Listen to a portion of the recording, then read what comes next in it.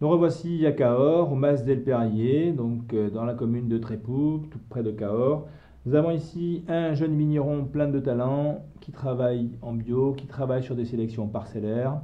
Et ce Cahors donc, remet à l'ordre du jour, au goût du jour, le célèbre cépage Malbec que les Argentins nous ont pris, et se sont appropriés ce cépage Malbec.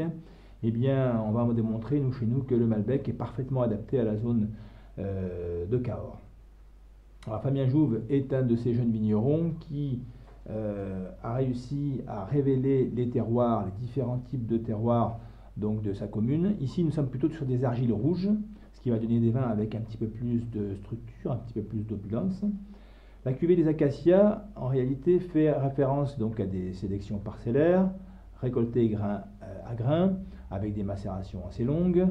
On n'a pas de filtration, on n'a pas de collage, et on a un vin qui est passé en fût de chêne pendant à peu près 22 mois.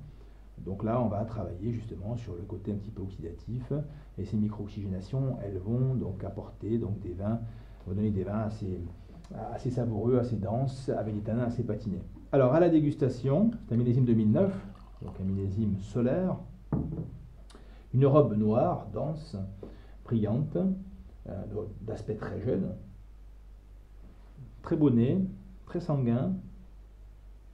Voilà, on a à la fois des fruits noirs, là on retrouve des épices, on retrouve ce côté charnel là. C'est vraiment un vin qui, on sent qu'il y a, une personnalité dans ce vin, on sent qu'il y a un caractère. Et là, vous voyez, c'est passé 22 mois en barrique, et pourtant, le bois n'est pas dominant. On n'a pas, si vous voulez, à la fois le vin et puis par-dessus une espèce de couverture boisée. Non, pas du tout. Tout ça c'est intégré, tout ça c'est fondu. On ne sent pas le bois, on ne peut pas dire que c'est un vin boisé, rien que dans le sentant. Donc tout ça, ça rentre dans un équilibre parfait.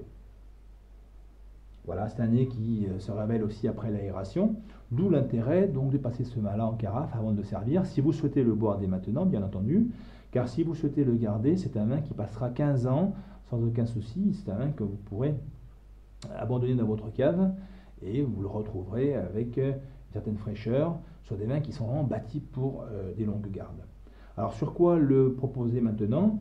Eh bien, certainement sur des viandes assez structurées, des viandes en sauce, donc une cuisine assez riche, sur du foie gras, parce que le foie gras, on peut le boire avec des vins liquoreux, certes, mais aussi avec des vins rouges, avec un petit peu de tanin.